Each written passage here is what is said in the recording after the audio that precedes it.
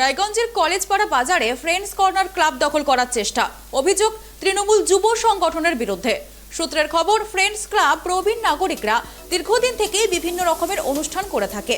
গতকাল রাতে কিছু বহিরাগত নিয়ে ক্লাব দখল করার চেষ্টা করে এবং তৃণমূলের ঝান্ডা লাগিয়ে দেয়। সেখানে খবর পেয়ে বিশাল পুলিশ বাহিনী ঘটনাস্থলে পৌঁছায় এবং পরিস্থিতি নিয়ন্ত্রণে আনে।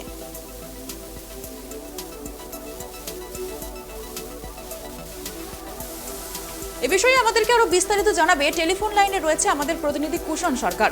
কুষণ, তোমার থেকে যেটা জানতে চাইবো যে ফ্রেন্ডস ক্লাবে নাগরিকরা বিভিন্ন রকমের নাগরিক যে প্রতিনিধি রয়েছে তারা বিভিন্ন রকম অনুষ্ঠান করে থাকে, তো এখানে অভিযোগ উঠছে তৃণমূল আশ্রিত কিছু যুব কংগ্রেসের নেতারা ক্লাব দখল করতে গিয়েছিল, তো সেখানে পুলিশ গিয়ে পরিস্থিতি সামাল দেয়, তো একটু বিস্তারিত জানাও।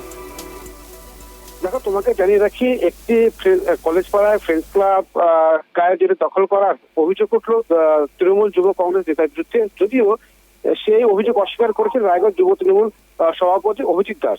ঘটনা ঘটেছে কলেজ পাড়া এলাকাতে। গতকাল রাতে দুই পক্ষই যখন হাতাহাতিতে জড়িয়ে পড়ে অভিযোগ, যারা ওই ক্লাবে যারা বয়স্করা যারা প্রবীণ নাগরিক তারা কিন্তু দীর্ঘদিন থেকে ওই ক্লাবে কিন্তু বিভিন্ন অনুষ্ঠান করে থাকে, কিন্তু জবরদখল করতে আসে তৃণমূল যুব সংগঠন। তারপরে কিন্তু ঘটনাস্থলে খবর দেয় রায়গঞ্জ থানা, তারপর বিশাল পুলিশ বাহিনী আসে যেন কোনো রকম অপ্রীতিকর ঘটনা না ঘটে। সেই কারণে কিন্তু গভীর রাত পর্যন্ত কলেজপাড়া এলাকা জুড়ে রুটমার্চ করে রায়গঞ্জ থানা বিশাল পুলিশ বাহিনী, এবং এটাকে কেন্দ্র করে চাঞ্চল্য ছড়িয়ে পড়ে রায়গঞ্জ কলেজপাড়া এলাকাতে। কারণ তোমাকে জানিয়ে রাখি, ওখানকার স্থানীয় যে ভাইস চেয়ারম্যান ছিল রমেশ কুমার দাস, এখন তৃণমূলের কর্মী, সে অভিযোগ করছেন জবরদখল করে কিন্তু ওখানে দলীয় পতাকা লাগানো হয়েছে এবং দুই পক্ষের মধ্যে একেবারে চাপান্তর উত্তেজনা সৃষ্টি হয় এবং শাসক দলের একেবারে বলা যেতে পারে গোষ্ঠী কোন্দল একেবারে প্রকাশ্যে আসছে। হ্যাঁ, এই বিষয়ে তৃণমূলের বিরুদ্ধে যে একটা অভিযোগ উঠেছে, তো সেই বিষয়ে তৃণমূল প্রতিনিধিরা কি বলছেন?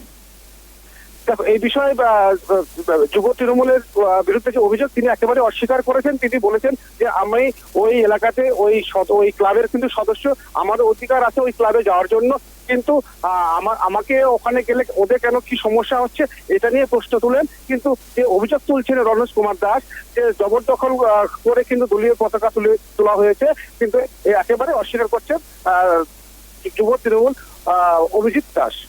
ধন্যবাদ কুষণ এই বিষয়ে আমাদেরকে বিস্তারিত জানানোর জন্য।